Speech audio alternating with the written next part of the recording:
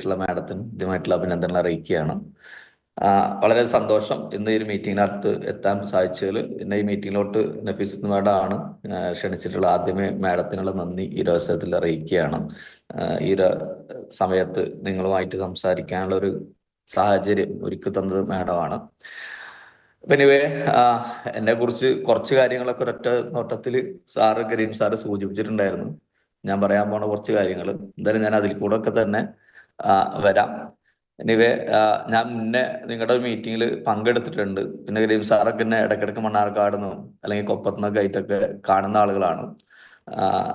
അതുകൊണ്ട് തന്നെ ഒരുവിധ ആളുകളൊക്കെ ചിലപ്പോ എന്നെ അറിയുന്ന ആളുകൾ ഉണ്ടാവാം, അറിയാത്ത ആളുകളും ഇതിനകത്ത് ഉണ്ടാവാം. മീറ്റിംഗ് സെന്ററുകളൊക്കെ വരുന്ന സമയത്ത് കണ്ടും കേട്ടൊക്കെ പരിചയമൊക്കെ ഉണ്ടാവും. പക്ഷെ പലപ്പോഴും പല ആളുകൾക്ക് എല്ലാ സമയത്തും ചിലപ്പോൾ മീറ്റിംഗ് സെന്ററുകളിൽ എത്താൻ പറ്റിയെന്നോ അല്ലെങ്കിൽ എല്ലാ സ്ഥലത്തേക്കും എത്താൻ പറ്റിയെന്നോ സാഹചര്യങ്ങൾ അത്ര എല്ലാ സമയത്തും അതുപോലെ പോകാൻ പറ്റിയെന്നും വരില്ലല്ലോ. എന്തായാലും അവർക്കൊക്കെ വേണ്ടിയിട്ടും എന്നെ പരിചയമില്ലാത്ത ആളുകൾക്ക് വേണ്ടിയിട്ടും ഞാൻ എൻ്റെ ഒരു ചെറിയ എക്സ്പീരിയൻസ് നിങ്ങൾക്ക് വേണ്ടി ഷെയർ ചെയ്യാം. മേ ബി അത് നിങ്ങൾക്ക് ഒരു ഇൻസ്പിറേഷൻ ആവുകയാണെങ്കിൽ അതായിരിക്കും ഈ ഒരു മീറ്റിങ്ങിന്റെ പ്രധാനപ്പെട്ട ഉദ്ദേശം എന്ന് ഞാൻ വിശ്വസിക്കുന്നു.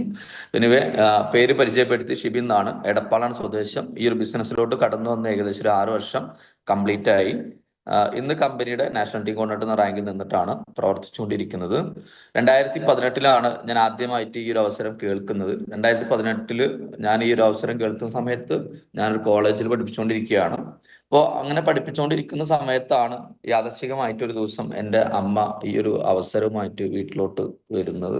കാരണം സാധാരണ എല്ലാവരുടെ വീട്ടിലോട്ടും ആരെങ്കിലൊക്കെ കൊണ്ടുവരാറുണ്ട് ഈ അവസരം. സുഹൃത്തുക്കളോ ബന്ധുക്കളോ അല്ലെ, ആരെങ്കിലൊക്കെ ആയിട്ട് എന്ത് ചെയ്യും, ഈ ഒരു അവസരം കൊണ്ടുവരും. എൻ്റെ വീട്ടിലോട്ട് ഈ ഒരു അവസരം എത്തിച്ചത് എൻ്റെ അമ്മ തന്നെയാണ്.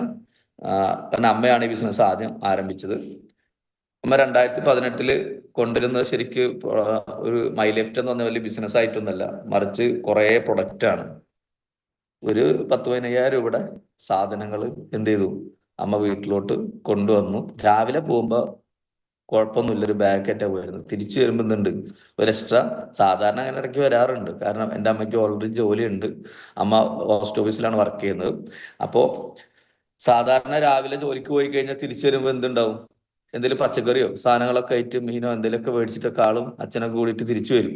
ഇതുപോലെ ഞങ്ങൾ വൈകിട്ട്, ഞാനും ജോലിക്ക് പോകുന്നുണ്ട്, ഞാനും വൈകിട്ട് തിരിച്ചു വരുന്ന സമയത്ത് ഒരു 5:30-6 മണിയൊക്കെ ആകുമ്പോൾ ഞങ്ങൾ എല്ലാവരും വീട്ടിലെത്തും. ജോലി സ്ഥിരമായിട്ട് പോകുന്ന ആളുകളെ വീട്ടിലൊക്കെ നോക്കിക്കഴിഞ്ഞാൽ അങ്ങനെ ഉണ്ടാവും. ഒരു 5:30-6 മണിയൊക്കെ ആകുമ്പോൾ എല്ലാവരും വീട്ടിലെത്തി. വൈകുന്നേരങ്ങളിലൊക്കെ നമ്മളെല്ലാവരും കൂടി ഇരുന്ന് വർത്താനൊക്കെ പറയും. അപ്പോൾ അന്നത്തെ ദിവസം അമ്മ കയറി വരുന്നത് ഒരു 10-15,000 രൂപയുടെ ചുവന്ന ബോക്സുകളൊക്കെ ആയിട്ടാണ്. അപ്പോൾ സ്വാഭാവികമായിട്ട് നമ്മൾ ആദ്യമായിട്ട് ഇത് കാണുന്ന സമയത്ത് ഇതെന്താണ് ഇത് സംഭവം എന്നുള്ള ഒരു ക്യൂരിയോസിറ്റി ഒക്കെ നമുക്ക് എല്ലാവർക്കും ഉണ്ടാവും. നിങ്ങളുടെ വീട്ടിൽ നിങ്ങൾ കൊണ്ടുവന്ന സമയത്ത് ചിലപ്പോൾ വീട്ടിലൊന്നും പറയാതൊക്കെ ഈ പ്രൊഡക്റ്റ് എടുത്ത ആൾക്കാരൊക്കെ ഉണ്ടാവും. അല്ലെങ്കിൽ വീട്ടിൽ പെട്ടെന്ന് അറിഞ്ഞിട്ടോ അറിയാതൊക്കെ എടുത്ത ആൾക്കാർ, ഇത് എന്താണെന്ന് അറിയാതൊക്കെ തുടങ്ങിയ ആൾക്കാരൊക്കെ ഉണ്ടാവും. അപ്പൊ ഈ സാധനങ്ങളൊക്കെ കൂടി കണ്ടപ്പോൾ ഇത് എന്താ സംഭവം എന്ന് അറിയാണ്ട് ഞങ്ങൾ എന്ത് ചെയ്തു, ചോദിച്ചപ്പോൾ അമ്മ പറഞ്ഞതാണ് അമ്മ പുതിയൊരു ബിസിനസ് അവസരം സ്റ്റാർട്ട് ചെയ്തിട്ടുണ്ട്, അങ്ങനെയാണ് ഇങ്ങനെയാണ്. അപ്പൊ തുടക്കത്തിൽ സാറ് ചോദിച്ച പോലെ തന്നെ ആദ്യം ഞങ്ങളൊക്കെ പറഞ്ഞ കാര്യം, എന്തിനാ ഞങ്ങൾ വേണ്ടാത്ത വല്ല പണിക്കും നിൽക്കുന്നു, ആവശ്യമില്ലാത്ത വല്ല പണിക്കും പോകണം, ഓൾറെഡി ഇപ്പൊ ഒരു പണി ഉള്ളതല്ലേ, പിന്നെ എന്തിനാണ് അതിന്റെ കൂടെ എന്ത് ചെയ്യുന്നത്, അങ്ങനെ ഒരു സാധനം കൂടെ ഒക്കെ ചെയ്യുന്ന വെച്ചു. അപ്പൊ ആ സമയത്ത് അമ്മ പറഞ്ഞ കാര്യം, ഇതിനകത്തുള്ള സാധനങ്ങളൊന്നും ആർക്കുള്ളതല്ല, നിങ്ങൾക്ക് ആർക്കുള്ള സാധനമൊന്നുമില്ല, അതൊക്കെ അമ്മയ്ക്ക് തന്നെ ഉപയോഗിക്കാനുള്ള സാധനങ്ങളാണെന്ന് പറഞ്ഞു. അങ്ങനെ ആ ഉപയോഗിക്കാനുള്ള സാധനങ്ങൾ അമ്മ ഉപയോഗിക്കല്ലേ, പിന്നെ അമ്മ കൂടുതൽ വർത്താനൊന്നും പറയാനൊന്നുമില്ല. കാരണം നമ്മളാരും മേടിച്ചു കൊടുത്തൊന്നുമല്ല. ആള് ജോലിക്ക് പോകുന്നതുകൊണ്ടും ആളുടെ അടുത്ത് ശമ്പളം ഉള്ളതുകൊണ്ടും ആളാണ് കൈകാര്യങ്ങൾ ചെയ്യുന്നതുകൊണ്ട് എന്ത് ചെയ്യാൻ പറ്റില്ല, നമുക്ക് കൂടുതൽ വർത്താനം പറയാൻ പറ്റുമോ? നമുക്ക് കൂടുതൽ അതിനകത്ത് ഡയലോഗൊന്നുമില്ല. കാരണം ഒന്നുമില്ലെങ്കിൽ ഞാൻ ചെലവാക്കണം, അതല്ലെങ്കിൽ ബാക്കിയുള്ളവരെ കൊടുക്കണം. ഇത് ആളെന്നെ സമ്പാദിച്ച പൈസ ആയിട്ട് ആള് കുറച്ച് സാധനങ്ങളും ഇതൊക്കെ മേടിച്ചിട്ട് വരുന്ന സമയത്ത് നമുക്ക് പ്രത്യേകിച്ചൊന്നും വല്ലാണ്ട് പറയാൻ പറ്റില്ല. അപ്പൊ നമ്മൾ വല്ലാണ്ട് വർത്താനം പറയാനൊന്നും നിന്നില്ല. നിങ്ങൾ എന്താ വെച്ചാൽ കാട്ടിക്കോ ഒരു ടോണുണ്ട് നമ്മുടെ നാട്ടിൽ, അങ്ങനെയാണ്. നിങ്ങൾ എന്താ ചെയ്തോളിന്ന്, അങ്ങനെ ഒരു വർത്താനാണ്. അപ്പൊ നമ്മൾ അങ്ങനെ പറഞ്ഞു, അമ്മോട് പറഞ്ഞത് നിങ്ങൾ എന്താ വെച്ചാൽ കാട്ടിക്കോ, ഞങ്ങൾ ഇതിനകത്തേക്കൊന്നും കൊണ്ടണ്ട, ആ രീതിയിൽ സംസാരിച്ചു പോയതാണ്. പിന്നീട് ഈ പ്രൊഡക്റ്റുകൾ ഞങ്ങൾക്ക് യാദൃശ്ചികമായിട്ട് ഉപയോഗിക്കേണ്ടി വരികയാണ്. കാരണം എന്താ, യാദൃശ്ചികമായിട്ട് എന്ന് പറഞ്ഞാൽ ഞാൻ അന്ന് പഠിപ്പിച്ചുകൊണ്ടിരിക്കുന്ന ഒരു കോളേജിലാണെങ്കിൽ പോലും എനിക്ക് കിട്ടുന്ന സാലറി എനിക്ക് വീട്ടിലേക്ക് വല്ലാണ്ട് കൊടുക്കാനില്ല. അപ്പൊ വീട്ടിലേക്ക് കൊടുക്കാൻ തികയാത്ത സാലറി ആയതുകൊണ്ട് തന്നെ സ്വാഭാവികമായിട്ട് നമുക്ക് എന്ത് ചെയ്യുന്നില്ല, വീട്ടിലോട്ട് എല്ലാ സാധനങ്ങളൊന്നും മേടിച്ചിട്ടുണ്ടെന്ന് ഞാൻ തയ്യാറാവാറില്ല. അതിന്റെ റീസൺ ഇതാണ്, എനിക്ക് എന്നെ പെട്രോൾ അടിക്കാനും എനിക്ക് എന്റെ കൂട്ടുകാരന്മാരോട് കറങ്ങാനും അല്ലെങ്കിൽ എന്റെ കാര്യങ്ങൾക്ക് തന്നെ എന്ത് തികയുന്നില്ല, എന്റെ ക്യാഷ് തികയുന്നില്ല. അപ്പൊ അതുകൊണ്ട് തന്നെ ഞാൻ ചിന്തിച്ച എന്താ വെച്ചാൽ ഞാൻ എന്റെ കാര്യങ്ങളൊക്കെ നോക്കി ഇങ്ങനെ പോയിക്കൊണ്ടിരിക്കുക. വീട്ടുകാർക്കുള്ള ആകെ ഒരു ആശ്വാസം ഇവന്റെ പേഴ്സണൽ കാര്യങ്ങൾക്ക് എന്ത് കൊടുക്കണ്ട, കാശ് കയ്യിൽ നിന്ന് എടുത്ത് കൊടുക്കേണ്ട ആവശ്യം ഇല്ല എന്നുള്ളത് മാത്രമായിരുന്നു ആ സമയത്ത് ഒരു ആശ്വാസം. അങ്ങനെ പോയിക്കൊണ്ടിരിക്കുമ്പോൾ സ്വാഭാവികമായിട്ടും നമ്മൾ കുളിക്കാൻ നേരത്ത് മൈ ലൈഫ് സ്റ്റൈലത്തെ സോപ്പുകൾ കാണാൻ തുടങ്ങി. പല്ല് തേക്കാൻ പോകുമ്പോൾ നമ്മുടെ പേസ്റ്റ് കാണാൻ തുടങ്ങി. അങ്ങനെ ഓരോ ഷാമ്പു ആയിക്കോട്ടെ പേസ്റ്റ് ആയിക്കോട്ടെ ഇങ്ങനെയുള്ള സാഹചര്യങ്ങളിലുള്ള സാധനങ്ങളൊക്കെ പേഴ്സണൽ കെയർ ആയിട്ടുള്ള കുറെ പ്രൊഡക്റ്റുകൾ അവിടെ ഇരിക്കാൻ തുടങ്ങി, നമ്മുടെ വീട്ടിൽ ഇരിക്കുന്നുണ്ട്. ഇപ്പോൾ നിങ്ങളൊക്കെ തുടങ്ങിയിട്ടുണ്ടാവും, നിങ്ങളുടെ മക്കളെല്ലാവരും തുടങ്ങിയിട്ടുണ്ടാവും എന്ന് ഒരു ഉറപ്പും എനിക്കില്ല. അപ്പൊ അതുകൊണ്ട് തന്നെ മക്കൾക്കൊക്കെ ചിലപ്പോൾ എല്ലാവർക്കും നല്ല ഇഷ്ടാവും എന്നുള്ള ഇതൊക്കെ ഭയങ്കര സെറ്റപ്പ് അടിപൊളി ബിസിനസ് ആണ് നിങ്ങൾ ആരും മക്കൾ പറയുന്നു ഞാൻ വിശ്വസിക്കുന്നൊന്നുമില്ല. അങ്ങനെയെങ്കിൽ എന്നെ സംബന്ധിച്ചിടത്തോളം ഇത് വലിയ ബിസിനസ് ഒന്നുമില്ല. പക്ഷെ പല്ലേക്കാൻ നേരത്ത് പേസ്റ്റ് ഉപയോഗിക്കും, കുളിക്കാൻ നേരത്ത് സോപ്പ് ഉപയോഗിക്കും. വേറെ സാധനം ഞാൻ മേടിച്ചു കൊടുക്കുന്നില്ലല്ലോ, അതാണ് അവിടുത്തെ ഹൈലൈറ്റ്. ഞാൻ മേടിച്ചു കൊടുക്കാത്തതുകൊണ്ട് ഈ സാധനങ്ങളൊക്കെ ആര് ഉപയോഗിക്കുന്നു, ഞാൻ ഉപയോഗിക്കുന്നു എന്നുള്ള. അങ്ങനെ ഉപയോഗിച്ചുകൊണ്ടിരിക്കുന്ന സമയത്താണ് അമ്മ പറയുന്നത്, അമ്മ ഈ പ്രൊഡക്റ്റ് ഒക്കെ മേടിച്ചു അമ്മയുടെ എല്ല് തേയ്മാനത്തിനും അതുപോലെ തന്നെയുള്ള പ്രശ്നങ്ങൾക്കൊക്കെ പരിഹാരത്തിനൊക്കെ വേണ്ടിയിട്ട്. അപ്പൊ അതിനകത്തൊക്കെ അമ്മയ്ക്ക് മാറ്റങ്ങൾ വരുന്നുണ്ട് അമ്മ പറയുന്നുണ്ട്. പിന്നെ ആ മാറ്റങ്ങൾ കണ്ടപ്പോഴാണ് നമുക്ക് എന്ത് ചെയ്യാൻ തുടങ്ങിയത്, നമ്മളെ മറ്റ് ബന്ധുക്കൾക്കും അതുപോലെ തന്നെ അനിയന് കുറച്ച് പ്രശ്നങ്ങളൊക്കെ ഉണ്ടായി, ശ്വാസമുട്ട് പോലുള്ള പ്രശ്നങ്ങളൊക്കെ ഉണ്ടായി. അപ്പൊ അതിനൊക്കെ നമ്മുടെ കവചപ്രാശം ആയുഷ്വാസ് എന്ന് പറയുന്ന പ്രൊഡക്റ്റ് കൂടി കൊടുക്കണം. അങ്ങനെയൊക്കെ പറഞ്ഞപ്പോൾ ലീഡേഴ്സ് ഒക്കെ പറഞ്ഞപ്പോൾ അമ്മ എന്ത് ചെയ്തു, അതും കൊടുത്തു. അത് കൊടുത്ത സമയത്താണ് അമേസിങ് ആയിട്ടുള്ള റിസൾട്ട് നമ്മുടെ വീട്ടിൽ പെട്ടെന്ന് വന്നത്. കാരണം എന്താ വെച്ചിട്ടുണ്ടെങ്കിൽ ചെറുപ്പം മുതൽ നമുക്ക് ഈ ഇൻഹേലർ ഉപയോഗിക്കുന്ന ഒരു പരിപാടി ഉണ്ട്. നമ്മളിങ്ങനെ എപ്പോഴും കയ്യിൽ, ഇപ്പോൾ എല്ലാവരുടെ കയ്യിലും മൊബൈൽ ഫോൺ ആയിരിക്കും. ഈ മൊബൈൽ ഫോണിന് പകരം ഇൻഹേലർ ചെറുപ്പം മുതൽ കൊണ്ടു നടക്കുന്ന ഒരാളായിരുന്നു എൻ്റെ തന്നെ. അപ്പൊ ഇവന് ഈ ഒരു ബോക്സ് ആണ്, ആ ബോക്സ് കൊണ്ടു നടക്കണം. ആ ബോക്സ് എപ്പോഴും കൊണ്ടു നടക്കണം എന്ന് പറയാൻ കാരണം അത്രയും ആ ഒരു പ്രശ്നം ഉണ്ടായിരുന്നു. അത് നമ്മുടെ കവചപ്രാശം ആശ്വാസം ഉപയോഗിച്ച സമയത്ത് എന്ത് ചെയ്തു, പൂർണ്ണമായിട്ട് നമുക്ക് മാറ്റിയെടുക്കാനായിട്ട് സാധിച്ചിട്ടുണ്ട്. അപ്പൊ ആ ഒരു റിസൾട്ടാണ് നമ്മളെ സംബന്ധിച്ചിടത്തോളം ഈ ഒരു ബിസിനസ്സിനോട് ഒരു അടുപ്പം ഏറ്റവും കൂടുതൽ തോന്നിച്ചത്.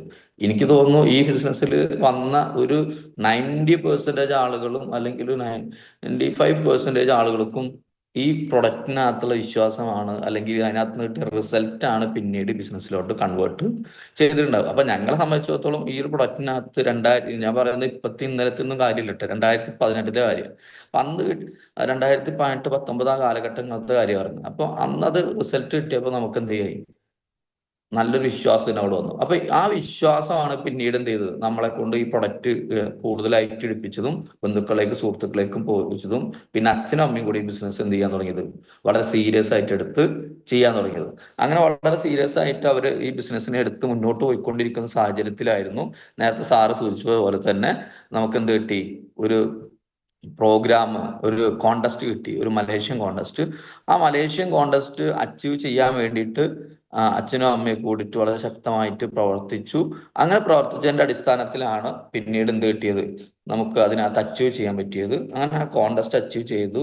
മലേഷ്യയിലോട്ട് പോകുന്ന ആ ഒരു സാഹചര്യത്തിൽ എയർപോർട്ടിലോട്ട് കൊണ്ടാക്കാൻ വേണ്ടിയിട്ട് അച്ഛനമ്മേനെ കൊണ്ടാക്കാൻ വേണ്ടി പോകുന്ന സമയത്താണ് ഞാൻ ആരെ കാണുന്നത്, ഈ ബിസിനസ്സിൽ പ്രവർത്തിക്കുന്ന കുറെ ആളുകളെ ഞാൻ പരിചയപ്പെടുന്നത്.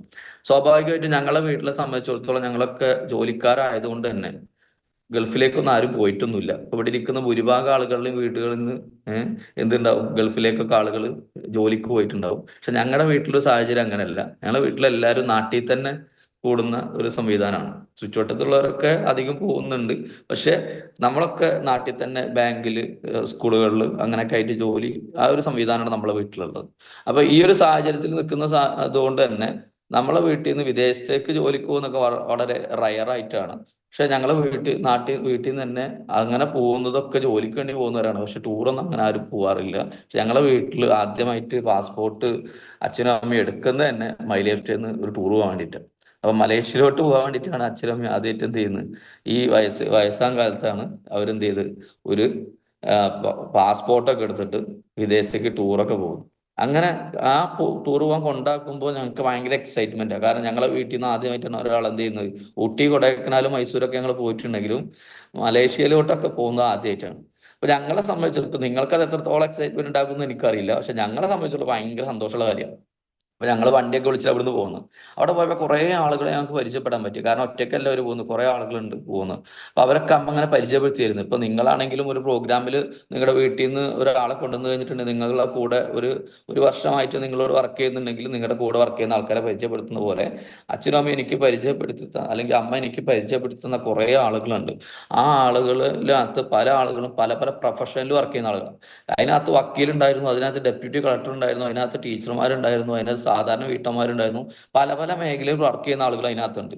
അപ്പൊ ഈ പല പല മേഖലയിൽ വർക്ക് ചെയ്യുന്ന ആളുകളെ സംബന്ധിച്ചിടത്തോളം ഞാൻ അന്ന് ചിന്തിച്ച കാര്യം, അപ്പോ എൻ്റെ അമ്മ പറഞ്ഞ പോലെ ഈ ഒരു ബിസിനസ് എന്തല്ല ഒരു ലോക്കൽ പണി അല്ല. കാരണം ഇതിനകത്ത് പല പല മേഖലയിൽ പ്രവർത്തിക്കുന്ന ആളുകൾ പ്രവർത്തിക്കുന്നുണ്ട്. നല്ല റെപ്യൂട്ടഡ് ആയിട്ടുള്ള ജോലി ചെയ്യുന്ന ആളുകളടക്കം ഈ ബിസിനസ്സിനെ ഏറ്റെടുക്കുന്നു. എന്തുകൊണ്ട്? പിന്നെയുള്ള ചിന്ത അതാണ്, എന്തുകൊണ്ടായിരിക്കും ഇവരൊക്കെ? കാരണം അങ്ങനെ ചിന്തിക്കാൻ എനിക്കപ്പോൾ വയസ്സ് 25ആണ്. ഞാനപ്പോൾ ജോലിക്ക് പോയി തുടങ്ങിയിട്ടുള്ളൂ. പോസ്റ്റ് ഗ്രാജുവേഷനും ഡിഗ്രിയും പോസ്റ്റ് ഗ്രാജുവേഷനും ഒക്കെ കഴിഞ്ഞ് ഒരു ജോലിയൊക്കെ കിട്ടി കോളേജിൽ വിദ്യാർത്ഥികളെ പഠിപ്പിച്ചുകൊണ്ടിരിക്കുക. അപ്പോൾ എന്നെ സംബന്ധിച്ചിടത്തോളം എനിക്ക് ആദ്യം കിട്ടിയ ജോലിയാണ് എന്ത്, ഈ എന്താണ് കോളേജ് പഠിപ്പിക്കുക എന്നുള്ളത്, അല്ലെങ്കിൽ ഒരു മാഷായിട്ട് കിട്ടിയിട്ടുള്ള സമയം. അപ്പൊ എന്നെ സംബന്ധിച്ചിടത്തോളം അതാണ് ഏറ്റവും വലുതെന്ന് വിചാരിച്ച് നിൽക്കുന്ന സമയത്ത് ഒരു കുറെ കാലം അല്ലെ, ഒരു 10-30 വർഷം വർക്ക് ചെയ്തിട്ട് എക്സ്പീരിയൻസിൽ 10-20 വർഷമായിട്ട് ഫീൽഡ് വർക്ക് ചെയ്തിട്ടും ഫാമിലിയെ നോക്കിയിട്ടൊക്കെ പരിചയമുള്ള ഏജ് ആയിട്ടുള്ള ആളുകൾ എന്ത് ചെയ്യുന്നു, ഈ ബിസിനസ് ഏറ്റെടുക്കുന്നു. ഞാൻ ചിന്തിച്ച കാര്യത്തുള്ളൂ, എനിക്ക് വയസ്സ് 25, പക്ഷെ ഞാൻ അന്ന് കണ്ട രാജീവ് സാർക്ക് വയസ്സ് ഏകദേശം 50 ആയിട്ടുണ്ട്. അപ്പൊ ഈ 50 വയസ്സാവാറായിട്ടുള്ള ഈ ആൾക്കും, അല്ലെങ്കിൽ ചാൾസ് സാർക്ക് ഏകദേശം 50 വയസ്സ് കഴിഞ്ഞിട്ടുണ്ട്, ഡെപ്യൂട്ടി കളക്ടർ ആയിട്ടുള്ള ഇരിക്കുന്ന അദ്ദേഹം. അപ്പൊ എന്റെ ചിന്തയിൽ പോകുന്നതാണ്, ഈ ഡെപ്യൂട്ടി കളക്ടർ ആയിട്ട് ഇരിക്കുന്ന ചാൾസ് സാർക്ക് ഈ പണി ചെയ്യാമെങ്കിൽ, ഇത്ര കാലം ഇത്രയും നല്ല പൊസിഷനിൽ ഇരുന്നിട്ട് അദ്ദേഹം ഈ ഒരു മേഖല ചൂസ് ചെയ്യുന്നുണ്ടെങ്കിൽ, ഇതൊരിക്കലും എന്തല്ല ഒരു ലോക്കൽ പണിയല്ല. ഞാൻ വിചാരിച്ചത് ഒരു പണിയില്ലാത്തവൻ ചെയ്യുന്ന പണിയാണ്, അല്ലെങ്കിൽ ഇത് ഒരു നേരമില്ലാത്ത ആൾക്കാർ ചെയ്ത് വെറുതെ അങ്ങോട്ടും ഇങ്ങോട്ടും നടക്കുന്ന പണിയാണ് എന്നൊക്കെ ചിന്ത അന്നുണ്ട്. ഇപ്പോ നിങ്ങൾക്ക് കേൾക്കുമ്പോൾ ചിലപ്പോൾ ഒരു വിരോധാഭാസമൊക്കെ തോന്നുമെങ്കിലും നിങ്ങളുടെ വീട്ടിലെ പല ആൾക്കാരും ചിന്ത എപ്പോഴും അതൊക്കെ തന്നെ ആയിരിക്കും. ഇത് ഒരു പണിയില്ലാണ്ട് കുറച്ചെണ്ണം അങ്ങോട്ടും ഇങ്ങോട്ടും നടക്കുന്ന ഒരു പണിയാണ്, അല്ലെങ്കിൽ നേരം പോകാൻ വേണ്ടിയില്ലാത്ത ആൾ പോലെ കുറെ ആൾക്കാർ അങ്ങോട്ട് മീറ്റിങ്ങിന് പോകണം, ഇങ്ങോട്ട് മീറ്റിങ്ങിന് പോകണം. എന്താ ഇതൊന്നും ഒരു പിടുത്തം കിട്ടുന്നില്ല. അപ്പൊ ഇതിനെക്കുറിച്ച് മനസ്സിലാവാത്തോണ്ടാ, ഞാൻ ഇതിനെക്കുറിച്ച് മനസ്സിലാവാത്തോണ്ട് ഇങ്ങനെയൊക്കെ ചിന്തിച്ചെങ്കിൽ എന്റെ ചിന്ത പിന്നെ ഒക്കെ റിവേഴ്സായി. എന്തുകൊണ്ട് ഇവരൊക്കെ ഇത് ചെയ്യുന്നതായി. അങ്ങനെ ഞാൻ ഇതിനെക്കുറിച്ച് പഠിക്കണം അല്ലെങ്കിൽ അറിയണം എന്നൊക്കെ തീരുമാനിച്ചു. പക്ഷെ കുറച്ച് ദിവസം കഴിഞ്ഞ ഇവര് 4 ദിവസം പോയി തിരിച്ചു വന്നപ്പോൾ എന്റെ മൈൻഡിൽ നിന്ന് ഇതൊക്കെ കംപ്ലീറ്റ് പോയി. ഞാൻ പിന്നെയും പഴയ എന്തിനെ പോയി, എന്റെ പണിക്ക് തന്നെ പോയി. അപ്പോൾ ശരിക്കും ഒരാളെ ഫോളോ അപ്പ് ചെയ്യുന്നതിന്റെ ഒക്കെ പ്രധാനപ്പെട്ട സാധനം ഞാൻ മനസ്സിലാക്കിയത് എൻ്റെ ആ കാലത്ത് തന്നെ മനസ്സിലാക്കിയത്. കാര്യം എന്താ വെച്ചാൽ എനിക്കത് പിറ്റേ ദിവസം തന്നെ, നമ്മളോട് എപ്പോഴും പറയാറില്ല, ഒരാളെ കണ്ടു കഴിഞ്ഞിട്ടുണ്ടെങ്കിൽ അയാള് 24 മണിക്കൂറിനുള്ളിൽ പോയിട്ട് ഫോളോ അപ്പ് ചെയ്യണം എന്നൊക്കെ ലീഡേഴ്സ് പലപ്പോഴും പറയാറുണ്ട്. എന്റെ പ്രശ്നം എന്താ വെച്ചാൽ ഞാൻ ഇതൊക്കെ മനസ്സിലാക്കിയ ഒരു സമയമുണ്ട്. ഞാൻ റിയലൈസ് ചെയ്ത് എവിടുന്നാണ്, എയർപോർട്ടിൽ നിന്നാണ്. എയർപോർട്ടിൽ നിന്ന് ഞാൻ ഇത് റിയലൈസ് ചെയ്തു, നല്ലൊരു ബിസിനസ് ആണ് റിയലൈസ് ചെയ്തു. പക്ഷെ 4 ദിവസം കഴിഞ്ഞിട്ട് ഇവര് തിരിച്ചു വന്നപ്പോഴേക്കും എന്തുണ്ടായി, അപ്പോഴേക്കും എന്റെ മൈൻഡിനകത്ത് നിന്ന് ഈ കംപ്ലീറ്റ് സാധനം പോയി. അന്ന് കയറിയ ചിന്താഗതി കംപ്ലീറ്റ് വാഷ് ഔട്ടായി പോയിട്ടുണ്ടായിരുന്നു. അല്ലെങ്കിൽ കംപ്ലീറ്റ് എന്ത് റിഫ്രഷ് ഇത് പോയി. അങ്ങനെ പോയോണ്ട് തന്നെ ഞാൻ എന്ത് ചെയ്തു, വീണ്ടും കണ്ടിന്യൂസ് ആയിട്ട് എന്റെ ജോലിക്ക് തന്നെ പോയിക്കൊണ്ടിരുന്നു. അങ്ങനെ പോയിക്കൊണ്ടിരുന്ന സമയത്ത് എനിക്ക് അടുത്ത ജോലി കിട്ടി. അങ്ങനെ പൊന്നാനി KSF-ലാണ് പിന്നീട് എനിക്ക് ജോലി കിട്ടിയത്. KSF-ൽ ജോലി കിട്ടിയിട്ട് അവിടെ പോയിക്കൊണ്ടിരിക്കുന്ന സമയത്താണ് വീണ്ടും യാദൃശികമായിട്ട് ഒരു മീറ്റിങ്ങിനകത്തോട്ട് പോകാനുള്ള ഭാഗ്യം എനിക്ക് കിട്ടി. കാര്യം ഒരു ഞായറാഴ്ച ദിവസം ആയതുകൊണ്ട് തന്നെ അന്ന് വണ്ടിയൊന്നും ഇല്ലാത്തതുകൊണ്ട് ബസ്സൊക്കെ ഉണ്ടാവില്ല എന്നൊക്കെ പറഞ്ഞിട്ട് അമ്മ എന്നെ കൂട്ടിക്കൊണ്ടുപോയതാണ്. അങ്ങനെ കൊണ്ടുപോയ സമയത്ത് ചങ്ങരംകുളം എന്ന് പറയുന്ന സ്ഥലത്ത് ഒരു ചെറിയ ഹാള്, വലിയ ഹാളൊന്നുമില്ല, എന്നൊക്കെ ഗംഭീരമായിട്ടുള്ള GTS സെന്ററുകളൊക്കെ ഉണ്ട്. അപ്പൊ ഒരു ചെറിയ ഹാള്, ഒരു 10-15 ആൾക്കാർ ഇരിക്കുന്ന ചെറിയൊരു GTS സെന്റർ എന്ന് പറയും. അപ്പൊ അതിനകത്തോട്ട് ചെന്നു. ഇപ്പൊ ഞാൻ കൊണ്ടാക്കാൻ ചെന്ന ആളായത് കൊണ്ട് തന്നെ ഞാൻ ആളെ അവിടെ കൊണ്ടാക്കിയിട്ട് ഞാൻ തിരിച്ചു വരാൻ നിൽക്കുമായിരുന്നു. അപ്പൊ എന്നോട് പറഞ്ഞു അവിടെ കയറി ഇരുന്നിട്ട് ഒരുമിച്ച് തിരിച്ചു പോവാം, കാരണം റിട്ടേൺ പോകാനും ബസ്സൊന്നും ഉണ്ടാവില്ല, ഇവിടെ ഇരിക്കുന്നു പറഞ്ഞു. അങ്ങനെ കയറി ഇരുന്നതാണ് ഒരു GTS സെന്ററിനകത്ത്. അവിടെ ഇരുന്നിട്ടാണ് ഞാൻ എന്ത് ചെയ്യുന്നത്, ഈ ഒരു ബിസിനസ് അവസരം ഒന്ന് കേൾക്കുന്നത്. അപ്പൊ അവിടെ കേൾക്കുന്ന സമയത്ത് നിങ്ങൾ വിചാരിക്കുന്ന പോലെ അപ്പോ കയറി ഇരുന്ന് വിചാരിച്ച് കംപ്ലീറ്റ് ആയിട്ട് ഞാൻ കേൾക്കുന്നൊന്നുമില്ല. എന്റെ ചിന്ത, എനിക്ക് വേണ്ടിയിട്ടല്ല ഞാൻ വന്നുള്ളൂ, ഞാൻ ആർക്ക് വേണ്ടിയിട്ട് വന്നുള്ളൂ, ഞാൻ ആ സമയത്ത് സാരഥിയാണ് അല്ലെ, എന്ന് വെച്ചാൽ അമ്മയുടെ വാഹനം ഓടിക്കുന്ന, അവിടെ എത്തിക്കുന്ന പണി ചെയ്യുന്ന ആളാണ്. അപ്പൊ അതുകൊണ്ട് തന്നെ എനിക്കത് ശ്രദ്ധിക്കേണ്ട ആവശ്യമില്ല. ഞാൻ ആ സമയത്ത് നമ്മുടെ കയ്യിൽ മൊബൈൽ ഫോണൊക്കെ ഉള്ളതുകൊണ്ട് അതൊക്കെ പിടിച്ച് അവിടെ ഇങ്ങനെ ഇരിക്കുകയാണ്. അങ്ങനെ പുറകിൽ പോയിരുന്ന സമയത്താണ് ആരോ വന്നിട്ട് ഇപ്പോഴും ഓർമ്മയില്ല എനിക്കത് ആരാ ചെയ്തതെന്ന്. ആ പ്രസന്റേഷൻ ആരോ ഒരാൾ ഇങ്ങനെ എടുക്കുന്നുണ്ട്, ഞാൻ അതിലേക്കൊന്നും ശ്രദ്ധിക്കുന്നൊന്നുമില്ല. പിന്നെ ഇത് പറഞ്ഞു അപ്പൊ നമ്മളെ ഇടയ്ക്ക് നമ്മൾ ചെവി ഇവിടെ കുറച്ചുള്ളതുകൊണ്ട് കറക്റ്റ് ഇങ്ങനെ ഓരോന്നോരോന്ന് കേൾക്കുമല്ലോ. കേട്ട് കേട്ട് കേട്ട് ഈ സാധനം ഇങ്ങനെ പോയിക്കൊണ്ടിരിക്കുന്നു. പിന്നെ പറഞ്ഞുകൊണ്ടിരിക്കുകയാണ് ആഴ്ചയിൽ 60,000, പിന്നെ 1,20,000, പിന്നെ 2,10,000 എന്നൊക്കെ. നമ്മളിവിടെ ഒരു മാസം മൊത്തം കിടന്ന് കഷ്ടപ്പെട്ടിട്ട് ആകെ 12,000 റുപ്യാണ് കോളേജിൽ നിന്ന് കിട്ടിയത്.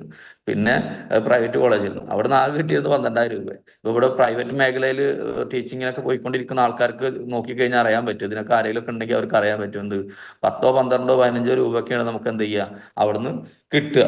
അത് കഴിഞ്ഞ് KSF കയറി അപ്പോൾ ഞാൻ നോക്കുമ്പോൾ 1,20,000 ആഴ്ചയിലോ മാസത്തിൽ പോലും ഇവിടെ കിട്ടും. പിന്നെ എന്റെ ചിന്ത അതായി, ഇതിപ്പോ എങ്ങനെ കിട്ടുണ്ടാവുക. അങ്ങനെ അത് കഴിഞ്ഞതിന് ശേഷം എന്തായി, ഈ മീറ്റിംഗ് കഴിഞ്ഞതിന് ശേഷം ഇന്ന് എന്നെ ഈ ഒരു രീതിയിലോട്ടൊക്കെ എത്തിച്ചിട്ടുള്ള ഞങ്ങളുടെ ഗ്രേറ്റ് ലീഡർ ആയിട്ടുള്ള നൗഷാദ് സാറുണ്ട്. അപ്പോൾ അദ്ദേഹം വളരെ വ്യക്തമായിട്ട് എന്ത് ചെയ്തു, ഈ ഒരു ഓപ്പർച്യൂണിറ്റി എനിക്ക് പറഞ്ഞു തന്നു. അദ്ദേഹം പറഞ്ഞ കാര്യം, ഒരു 3 വർഷം നീ ഈ ഒരു മേഖല ഏറ്റെടുത്ത് ചെയ്യും. അങ്ങനെ ചെയ്തു കഴിഞ്ഞാൽ നിന്റെ ജീവിതത്തിൽ ഒരുപാട് മാറ്റങ്ങൾ ഈ ബിസിനസ് കൊണ്ടുവരും.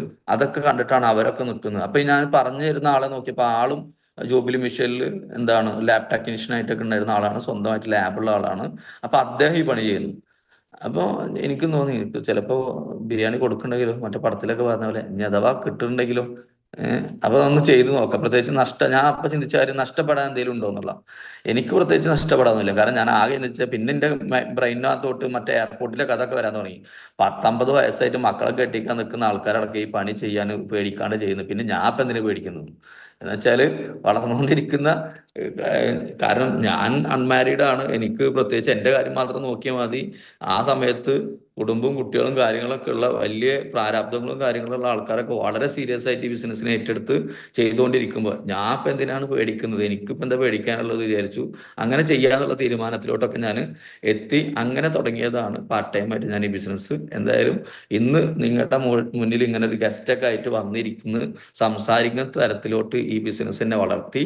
അങ്ങനെയെങ്കിൽ ആദ്യം ഈ ഒരു അവസരത്തിൽ അതിന് കൃത്യമായിട്ട് നന്ദി അറിയിക്കാനുള്ളത് ഒന്ന് അമ്മയോടും, അതുപോലെ തന്നെ ബിസിനസ് കൃത്യമായിട്ട് എനിക്ക് പറഞ്ഞു മനസ്സിലാക്കി തന്ന നൗഷാദ് സാറോടാണ്. ഈ ഒരു അവസരത്തിലും അവർക്കുള്ള നന്ദി ഞാനൊരു അവസരത്തിൽ അറിയിക്കുകയാണ്.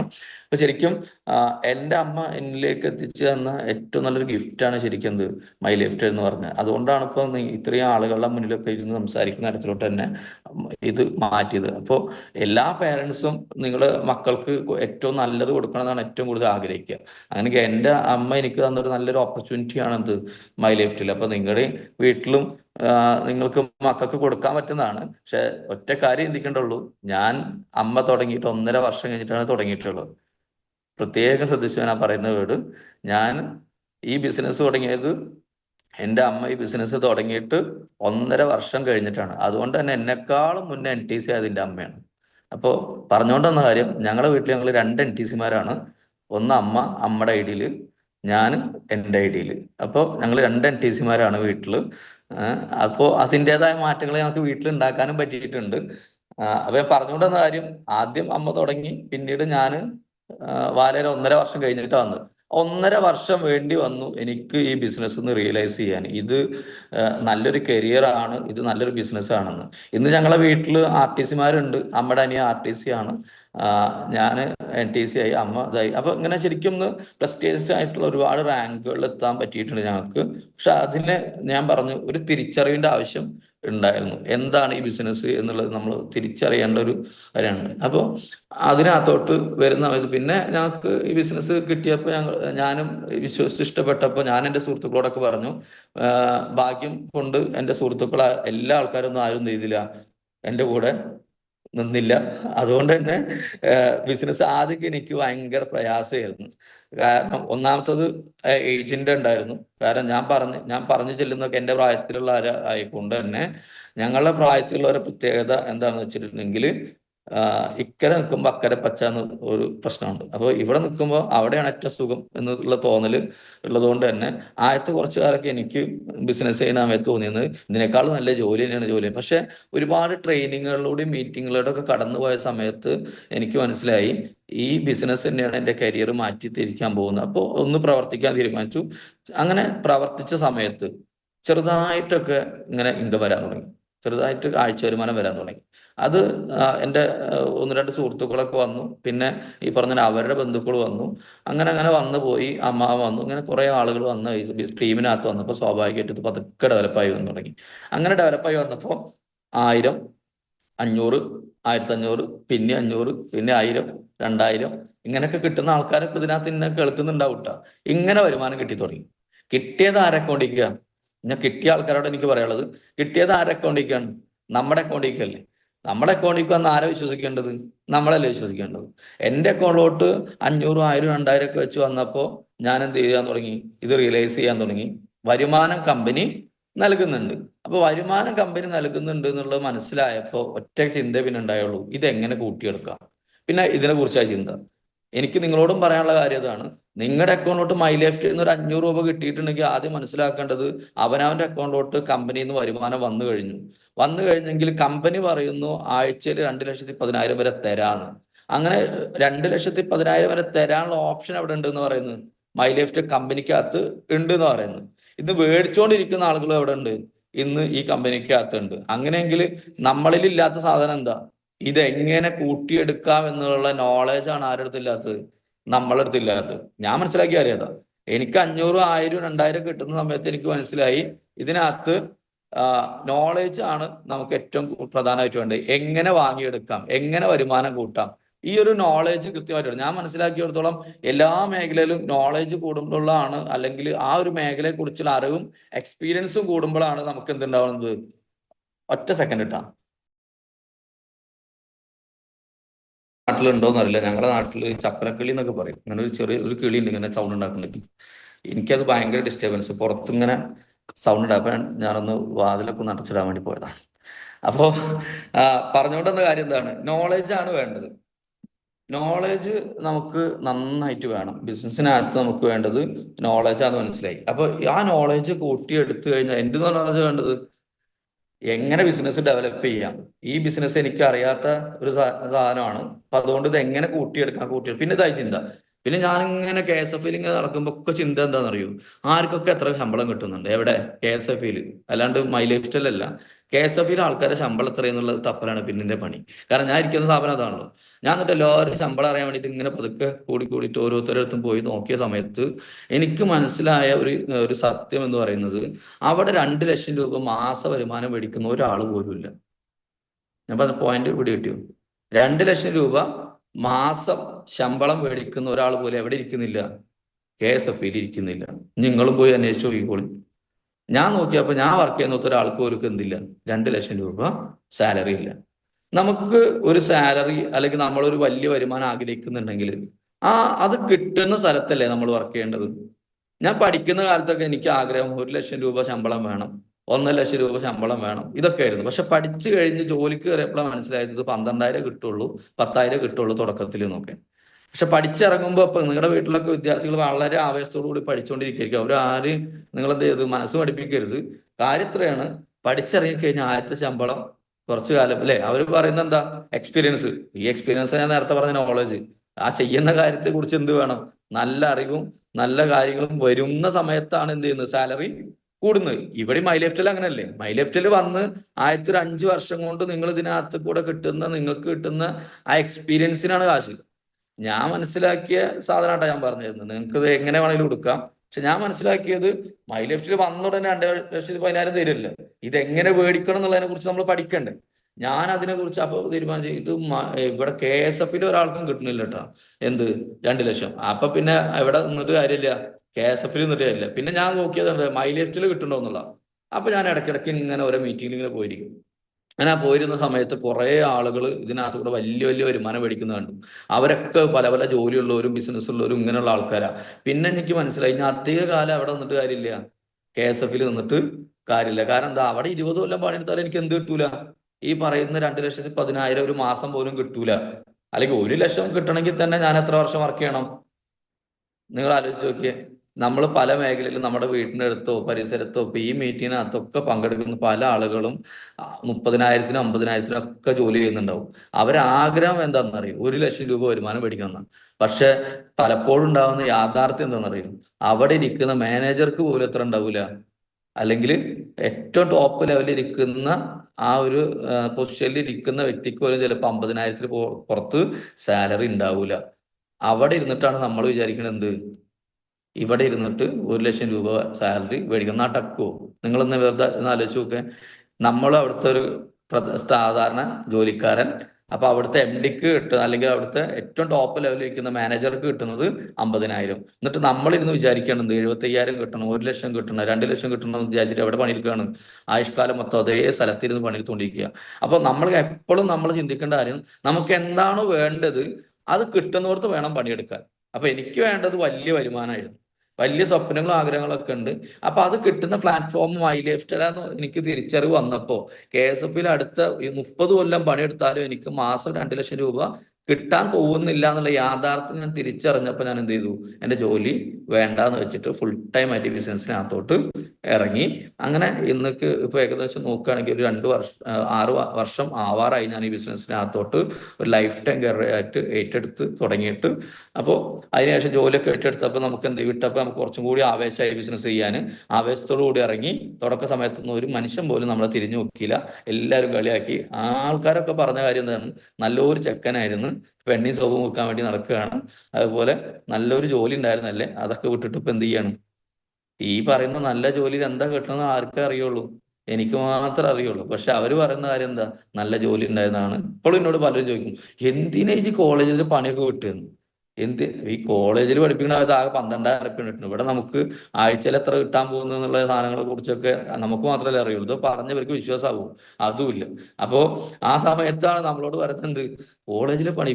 പല ആൾക്കാരും ചോദിക്കും, ഇപ്പോൾ കുടുംബത്തിലൊക്കെ നമ്മൾ ചെല്ലുമ്പോൾ എന്താ പരിപാടി, അപ്പൊ നമ്മളിങ്ങനെ മൈ ലൈഫ് സ്റ്റൈൽ ഡയറക്ടറിംഗ് എന്നൊക്കെ പറഞ്ഞു കഴിഞ്ഞാൽ, അല്ല അപ്പൊ ടീച്ചിങ് ഇല്ലേ, അല്ലെങ്കിൽ KSF വിട്ടോ? അപ്പൊ നമ്മൾ KSF വിട്ടു. അയ്യോ അതെന്തിനാ വിട്ടത്? ഇങ്ങനെയൊക്കെ ചോദിക്കുന്ന ആളുകൾ ഇപ്പോഴും ഉണ്ട് കേട്ടോ, അത് വേറെ കാര്യം. അപ്പോ അതെന്തോ വലിയ സംഭവമാണെന്ന് വിചാരിച്ചിരിക്കുകയാണ്. ഇപ്പൊ നമ്മളെ സംബന്ധിച്ചിടത്തോളം ഇതാണ് നമ്മളെ കരിയർ മാറ്റിമറിക്കാൻ പോകുന്നുള്ള തിരിച്ചറിവ് കിട്ടിയ സമയത്ത് നമ്മൾ ജോലി വിട്ട് ബിസിനസ്സിനകത്തോട്ട് ഇറങ്ങി. ഒരുപാട് സ്ട്രഗിളിങ് ഉണ്ടായിരുന്നു തുടക്ക സമയത്ത്. ആ സ്ട്രഗിളിങ് ഒക്കെ ഓവർകം ചെയ്ത് നമ്മൾ പോയ സമയത്ത് ഇന്ന് നിലവിൽ ഈ ഒരു ബിസിനസ്സിൽ കൂടെ ഒരുപാട് അച്ചീവ്മെന്റുകൾ ഉണ്ടാക്കാൻ പറ്റി. തുടക്ക സമയത്ത് ആദ്യം വാങ്ങിയത് ഒരു കാറാണ്, ഒരു ടാറ്റ ടിയാഗോ എന്ന് പറയുന്ന വാഹനം ഈ ബിസിനസ്സിലൂടെ സ്വന്തമാക്കാനായിട്ട് സാധിച്ചു. ആ കാറ് ഓടിച്ച് ബിസിനസ് വീണ്ടും വീണ്ടും പല പല ഏരിയകളിലോട്ട് ഡെവലപ്പ് ചെയ്യാൻ ശ്രമിച്ചതിന്റെ ഭാഗമായിട്ട് തന്നെ ഒരു ബ്രസ എന്ന് പറയുന്ന വാഹനം നമുക്ക് സ്വന്തമാക്കാനായിട്ട് ഒരു 12,00,000 രൂപ വരെ വരുന്ന ആ വാഹനം മേടിക്കാൻ ബിസിനസ് കൂടെ പറ്റി. അതുകൂടാതെ തന്നെ ഒരു കാറും കൂടി, ഒരു അൾട്ടോ കേട്ട എന്ന് പറയുന്ന ഒരു പുതിയ വാഹനം കൂടി ഫീൽഡ് വർക്കൊക്കെ കാര്യങ്ങൾക്കൊക്കെ വേണ്ടിയിട്ട് നമുക്ക് പർച്ചേസ് ചെയ്യാനായിട്ട് ഈ ബിസിനസ്സിൽ കൂടെ പറ്റിയിട്ടുണ്ട്. ഏറ്റവും പ്രധാനപ്പെട്ട കാര്യം, ഈ കാറുകളൊന്നും കൊണ്ടു നിർത്താനുള്ള വഴി ഞങ്ങളുടെ വീട്ടിലേക്ക് ഇല്ല എന്നുള്ളതാണ്. അപ്പോൾ ഈ കാറൊക്കെ നമ്മൾ നിർത്തിയിടുന്നത് റോഡ് സൈഡിലായിരുന്നു. റോഡ് സൈഡിൽ നിർത്തിയിടുന്നതിന് പ്രധാനപ്പെട്ട കാരണം എന്തായിരിക്കും? വീട്ടിലേക്ക് വണ്ടികളൊന്നും കയറൂല. ഞങ്ങളുടെ നാട്ടിൽ പറയുകയാണെങ്കിൽ കുണ്ടൻ ഇടവഴി എന്നൊക്കെ പറയും, അങ്ങനത്തെ ഒരു ഇടവഴിയാണ്. മഴ വന്നു കഴിഞ്ഞിട്ടുണ്ടെങ്കിൽ കംപ്ലീറ്റ് വെള്ളം കൂടെ പോയിട്ട് നടക്കാൻ പോലും പറ്റാത്ത ഒരു സ്ഥലമാണ് വീട്ടിലേക്ക് ഉണ്ടായിരുന്നത്. അപ്പൊ ഞങ്ങൾ എന്താ ചെയ്യുക, അപ്പുറത്തും ഇപ്പുറത്തും വീട്ടിൽ കൂടെ ഒക്കെ കയറി വരും. അല്ലെങ്കിൽ എൻ്റെ വീട്ടിലോട്ട് ഡിസ്ട്രിബ്യൂട്ടേഴ്സ് ഒക്കെ വന്നിരുന്ന് കുറെ ദൂരെ വണ്ടി, ബൈക്കും കാറൊക്കെ അവർ നിർത്തിയിട്ടിട്ട് എന്ത് ചെയ്യും, നേരെ നടന്ന് നടന്ന് അപ്പുറത്ത് കൂടെ ഒക്കെ വരിക ചെയ്യുക. അങ്ങനെ പോയിക്കൊണ്ടിരിക്കുന്ന സാഹചര്യത്തിലാണ് നമ്മൾ ഒരു തീരുമാനം എടുക്കുക, നമുക്ക് എന്ത് ചെയ്യാം, ഒരു വീട് മൈ ലൈഫിലൂടെ സ്വന്തമാക്കണം. അങ്ങനെ ഒരു തോട്ട് നമുക്കുണ്ടായി. അതിൽ ഏറ്റവും പ്രധാനപ്പെട്ട കാര്യം ഉണ്ടായത് എന്താ വെച്ച് കഴിഞ്ഞാല്, നമ്മള് പറയൂലേ, നമ്മളെപ്പോഴും ഇതിന്റെ പേടി എന്താന്ന് വെച്ചാലുണ്ടെങ്കിൽ, ഈ കാറൊക്കെ റോട്ടിൽ നിർത്തിയിരുന്നോണ്ട് മഴക്കാലം, ഇപ്പം മഴക്കാലല്ലേ, ഈ മഴ പെയ്ത് കഴിഞ്ഞാൽ നമുക്കൊരു മനസമാധാനക്കേടാണ്. എന്തെങ്കിലും വന്നിട്ട് അതിന്റെ മുകളിൽ വീഴുവോ. കാരണം എന്താ, നമ്മളെ കൺമുന്നില്ലല്ലോ, സാധനം കിടക്കുന്ന വീടിന്റെ അവിടുന്ന് കുറെ അപ്പുറത്താണ്.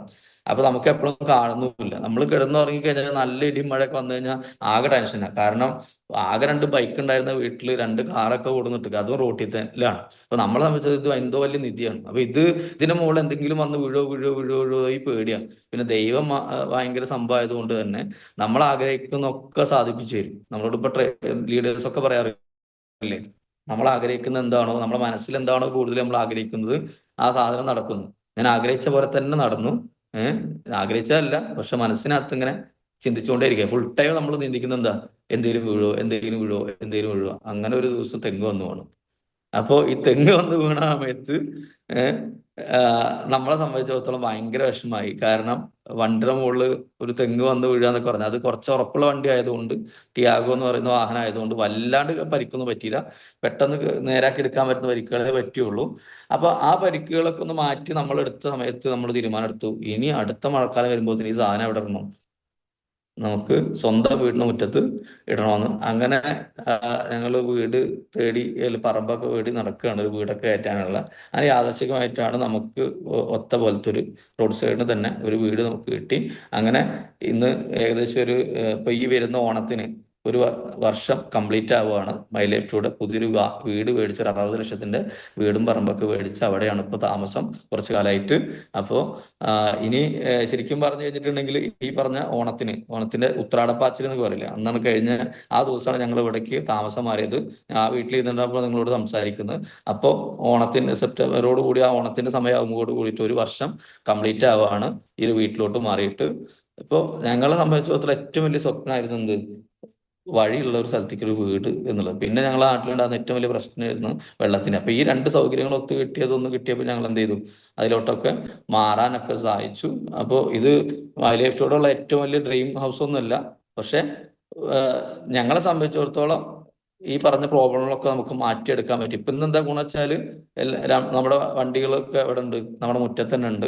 അതുപോലെ തന്നെ ആർക്കെങ്കിലൊക്കെ നമ്മുടെ വീട്ടിലേക്ക് വരുമ്പോൾ എവിടെയെങ്കിലും വണ്ടി നിർത്തി വരുന്ന സാഹചര്യമൊക്കെ മാറി വീട്ടിലോട്ട് ഡയറക്റ്റ് വരാൻ പറ്റുന്ന സാഹചര്യത്തിലോട്ട് മാറിയിട്ടുണ്ട്. അപ്പൊ ഇതിനകത്തോട്ടൊക്കെ എത്തിച്ച കമ്പനിയാണ് മൈ ലൈഫ് സ്റ്റൈൽ എന്ന് പറയുന്ന കമ്പനി. അങ്ങനെ ഞങ്ങളുടെ ജീവിതത്തിൽ ഒരുപാട് മാറ്റങ്ങൾ ഇതിനകത്ത് ഉണ്ടാക്കിയിട്ടുണ്ട്.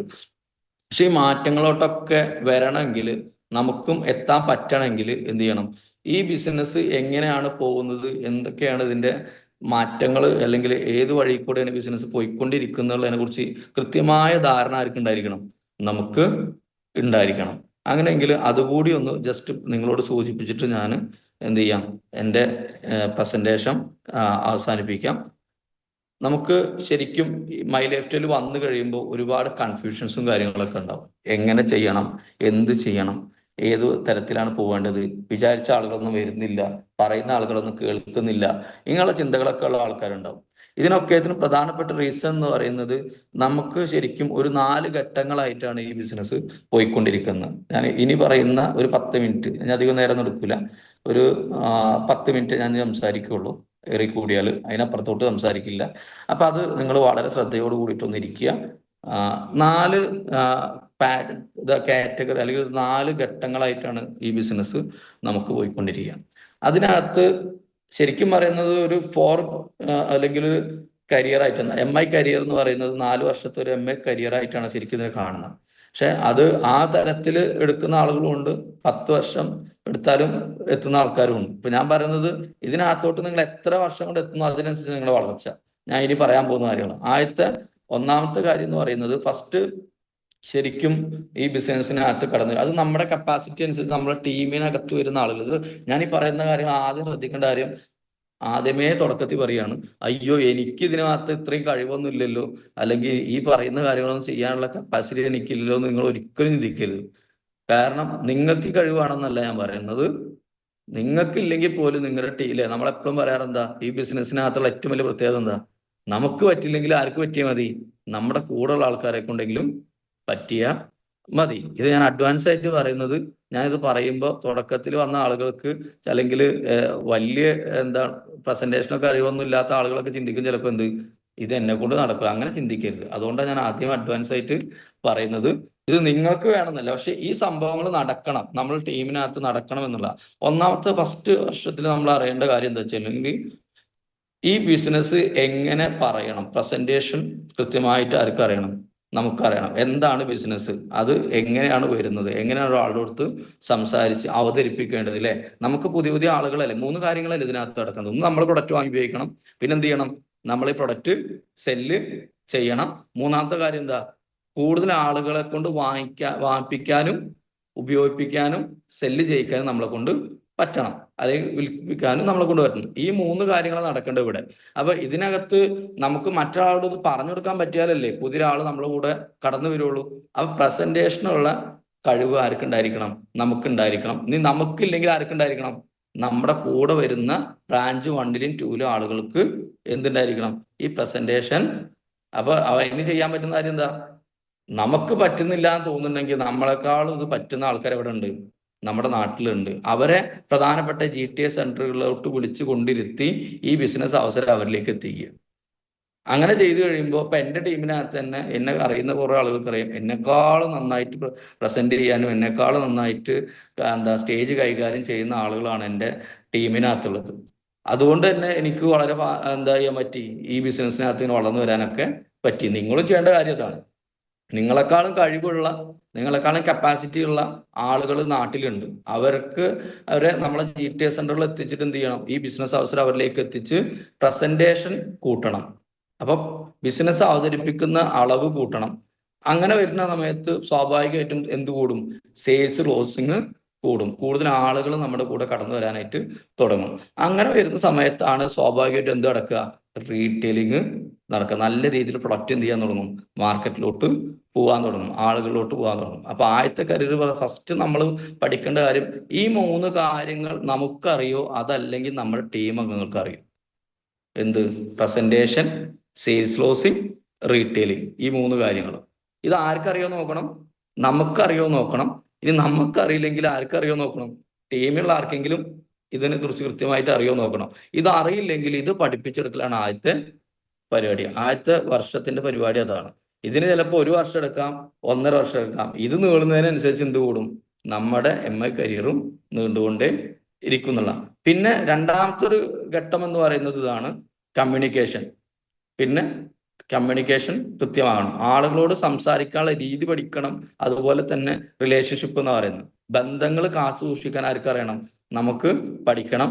കമ്മിറ്റ്മെന്റ്, നമുക്ക് ബിസിനസ്സിനോട് ഒരു കമ്മിറ്റ്മെന്റ് വേണം. ഈ 3 കാര്യങ്ങളും വരുമ്പോഴത്തേന് തന്നെ നമ്മുടെ 2 വർഷം ആയിട്ടുണ്ടാവും.